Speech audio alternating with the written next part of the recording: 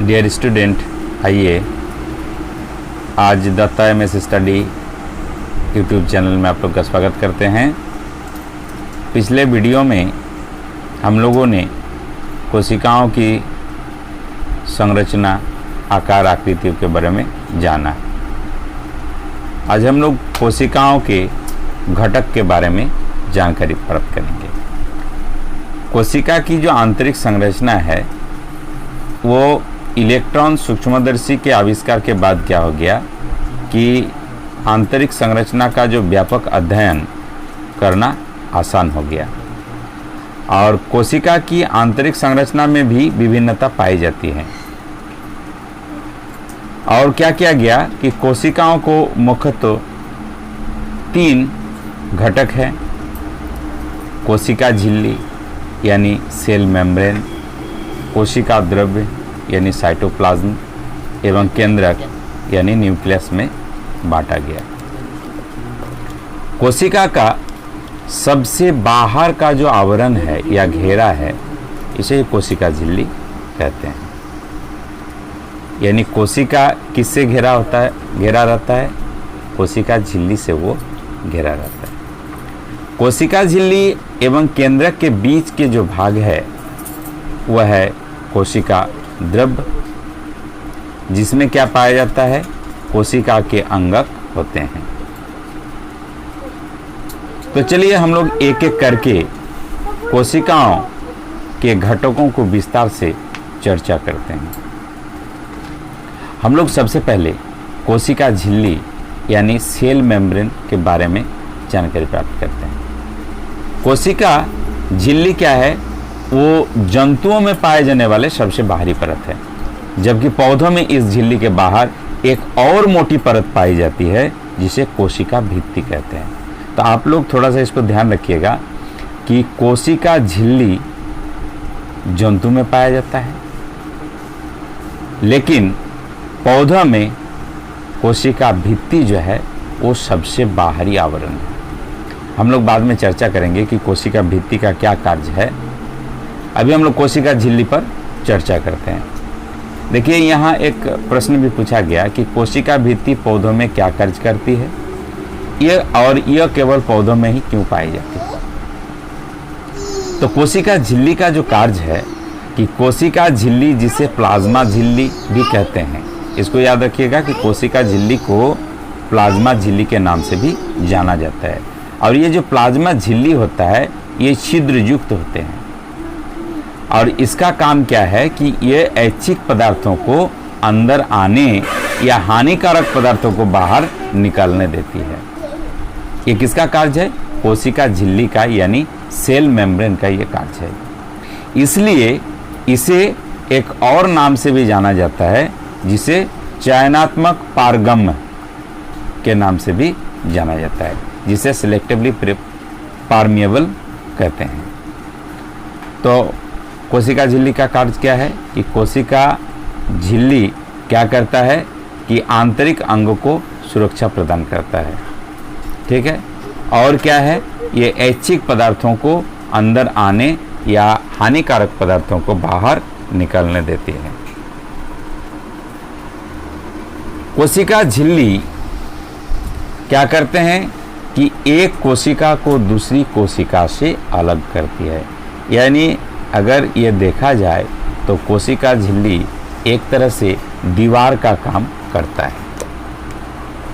इसीलिए कोशिका झिल्ली एक कोशिका को दूसरी कोशिका से अलग करता है। दूसरा पॉइंट क्या है कि यह कोशिका को एक निश्चित आकृति प्रदान करती है। और क्या है कि अंदर के यानी आंतरिक भाग में जो अंगक है उसको सुरक्षा प्रदान करता है।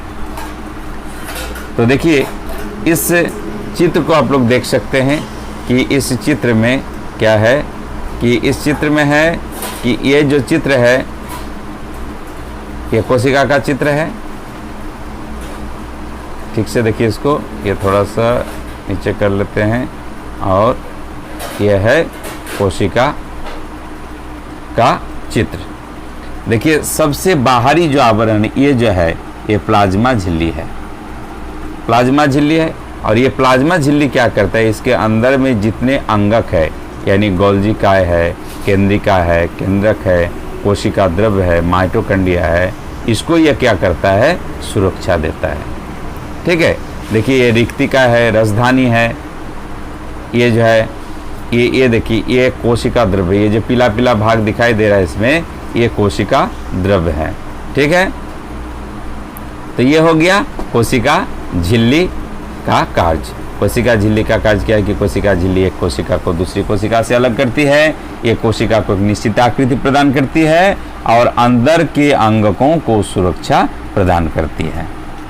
अब हम लोग दूसरा जो घटक है कोशिका द्रव्य यानी साइटोप्लाज्म, उसके बारे में जानकारी प्राप्त करेंगे कि कोशिका द्रव्य क्या है। वो एक जेली जैसा पदार्थ है, यानी वो पदार्थ कैसा है, जेली जैसा चिपचिपा पदार्थ है। वो एक लिक्विड है, तरल पदार्थ है, जो कोशिका झिल्ली एवं केंद्रक के बीच में पाया जाता है। यानी केंद्रक और कोशिका झिल्ली के बीच में कोशिका द्रव्य यानी साइटोप्लाज्म पाया जाता है। और ये कैसा होता है, ये दानेदार होता है और ये अर्ध तरल और अर्ध पारदर्शक होता है।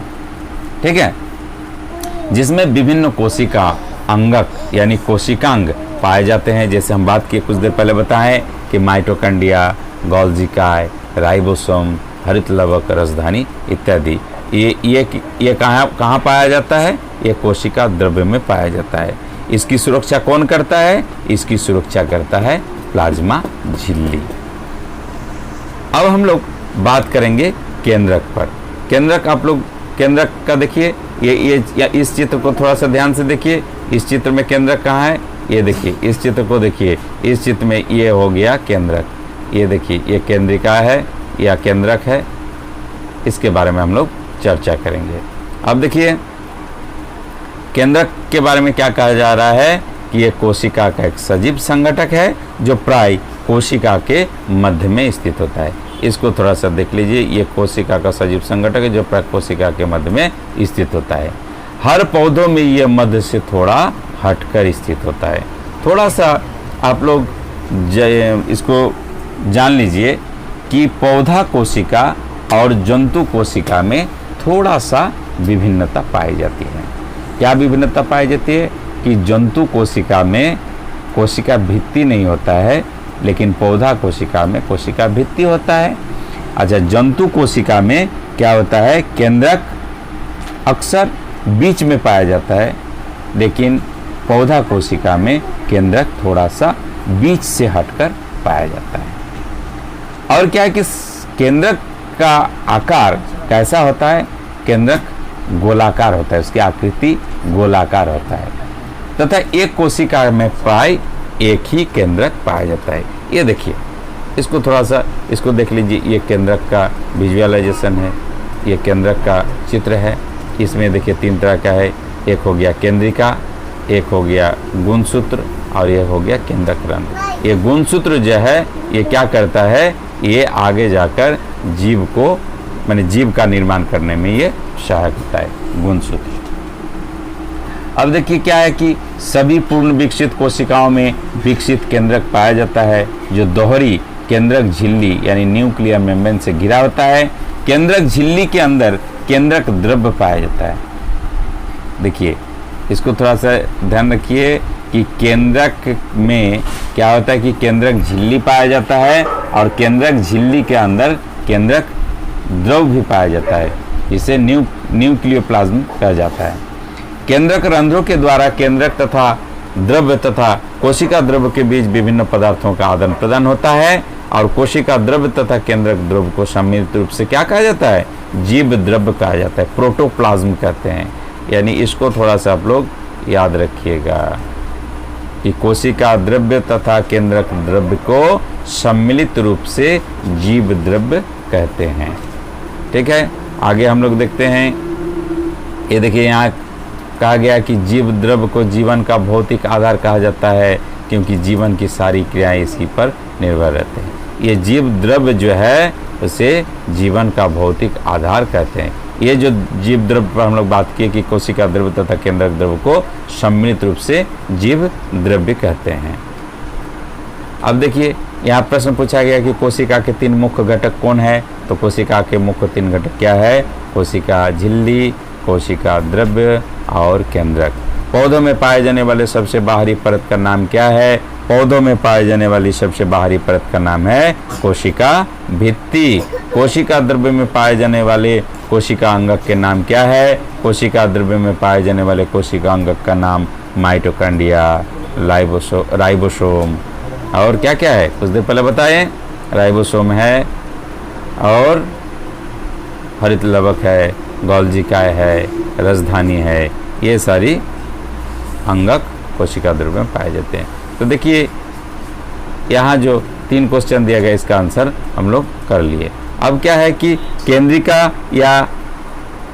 केंद्रिका एवं गुणसूत्र के बारे में हम लोग क्या करेंगे, अब बात करेंगे कि उच्च आवर्धन क्षमता वाले सूक्ष्मदर्शी द्वारा देखने पर हमें केंद्रक के अंदर एक छोटी सघन संरचना दिखाई देते हैं जिसे केंद्रिका कहते हैं। यानी केंद्रिका जो है वो कहाँ पाया जाता है? वो केंद्रक के अंदर पाया जाता है। इस अतिरिक्त केंद्रक में धागे के समान संरचनाएं भी होती हैं जो आनुवांशिक गुणों को जनक से पीढ़ी दर पीढ़ी स्थानांतरित करते हैं। इन्हें गुणसूत्र कहते हैं। हम कुछ देर पहले एक चित्र दिखाया, केंद्रक का चित्र देखे और उस चित्र में हम लोग गुणसूत्र को देखे। गुणसूत्र का काम क्या है? वो आनुवांशिक गुणों को पीढ़ी दर पीढ़ी स्थानांतरित करते हैं। ठीक है, अब हम लोग क्या जानेंगे कि क्या प्याज की झिल्ली की तरह मानव शरीर की भी किसी कोशिका को सूक्ष्मदर्शी द्वारा देखा जा सकता है? हाँ, जंतु कोशिका को भी आसानी से सूक्ष्मदर्शी में भी देखा जा सकता है। ठीक है, यहाँ एक आपका क्रियाकलाप दिया। क्रियाकलाप में क्या है कि टूथपिक से क्या करना है कि गाल के अंदर, ये गाल के अंदर जो परत है उसको धीरे से खुरचन करना है और उस खुरचन से जो मिलेगा उसको कांच की स्लाइड पर रखना है। उसमें 2 बूंद पानी देना है। पानी देने के बाद क्या होगा, उसमें आयोडीन का घोल या मिथाइलिन ब्लू की 1-2 बूंद स्लाइड में जल डालकर सूक्ष्मदर्शी से देखा जाएगा। तो सूक्ष्मदर्शी से जब देखा जाएगा तब क्या हो जाएगा, वो इस ढंग का दिखाई देगा, इस ढंग का दिखाई देगा। ये मनुष्य की गाल की कोशिका है। ठीक है, तो देखिए ये है केंद्रक झिल्ली है, उसके बाद कोशिका द्रव्य है और ये केंद्रक है। ये देखिए ये संरचना, जितने संरचना दिखाई देता है ना, ये केंद्रक है। और ये क्या है, बाहरी आवरण क्या है, कोशिका झिल्ली है। और अंदर में देखिए केंद्रक के बाहर क्या है, केंद्रक झिल्ली है। और ये जो बाकी सारे हैं ये क्या है, ये कोशिका द्रव्य हैं। ठीक है, तो देखिए अब क्या हो गया कि खुरची हुई परत में अनियमित आकार की कोशिकाएं दिखाई देती है। कोशिका झिल्ली, कोशिका द्रव्य एवं केंद्रक भी हम लोग देख लिए। तो ये क्या है, ये प्रयोग है। इसको प्रायोगिक तौर पर हम लोग विद्यालय में इसको देख सकते हैं माइक्रोस्कोप के सहारे। पौधों की कोशिका में पाई जाती है, क्या पाई जाती है, कोशिका भित्ति एक आंतरिक संरचना है जो पौधों की कोशिका में पाई जाती है। जंतु कोशिका में कोशिका भित्ति अनुपस्थित होती है। प्रश्न आता है कि पौधा में कोशिका भित्ति, पौधा का बाहरी संरचना क्या है? तो पौधा का बाहरी संरचना क्या हो जाएगा, कोशिका भित्ति हो जाएगा। अब देखिए कोशिका भित्ति जो है उसका क्या कार्य है, थोड़ा सा इस पर चर्चा कर लेते हैं। कि पौधा तो चल नहीं सकते हैं, तो पौधा चल नहीं सकते हैं तो पौधा को ताप नियंत्रण करने के लिए तो कुछ व्यवस्था होना चाहिए। जैसे पौधों के छोड़कर जितने सारे जीव हैं, अगर थोड़ा सा गर्मी लगेगा तो छांव में चला जाएगा, ठंडा लगेगा, मनुष्य की बात करते हैं, ठंडा लगेगा तो हम लोग चादर ओढ़ लेंगे, गर्मी लगेगा तो छांव में चले जाएंगे, क्योंकि हम लोग चल सकते हैं, हम लोग गति कर सकते हैं। लेकिन पौधा क्या है, पौधा तो गति नहीं कर सकते हैं, वो तो चल नहीं सकते हैं। तो जब वो चल नहीं सकते हैं तो उसके अंदर ऐसा व्यवस्था करना होगा ताकि वो क्या है, वो ठंडा मौसम हो, चाहे बरसात का सीज़न हो, चाहे गर्मी का सीज़न हो, वो क्या करे, वो एक जगह रहकर सारे चीज़ों को वो सहन कर सके। तो इसीलिए क्या किया गया कि पौधे चल नहीं सकते हैं, इसलिए पौधों की कोशिकाओं को ताप में परिवर्तन, तीव्र गति से जो चलने वाली वायु है, वायुमंडलीय नमी आदि जो विभिन्न परिवर्तन से क्या करता है, सुरक्षा की आवश्यकता होती है। और इन सभी चीज़ों से यानी इन सभी कारकों से, परिवर्तनों से सुरक्षा के लिए पौधों की कोशिका झिल्ली के बाहर एक और परत दिया जाता है जिसे कोशिका भित्ति कहा जाता है।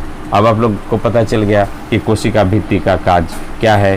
कोशिका भित्ति का कार्य इस तरह से आप लोग को लिखना होगा।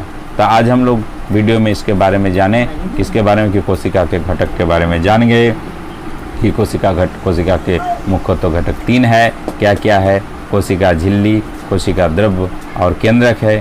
फिर केंद्रिका और गुणसूत्र के बारे में हम लोग जाने, कोशिका भित्ति के बारे में हम लोग जाने। आगे हम लोग क्या करेंगे, अगला वीडियो में हम लोग पौधा कोशिका और जंतु कोशिका को देखेंगे और उसमें क्या समानताएं हैं और क्या विभिन्नताएं हैं उसके बारे में जानकारी प्राप्त करेंगे।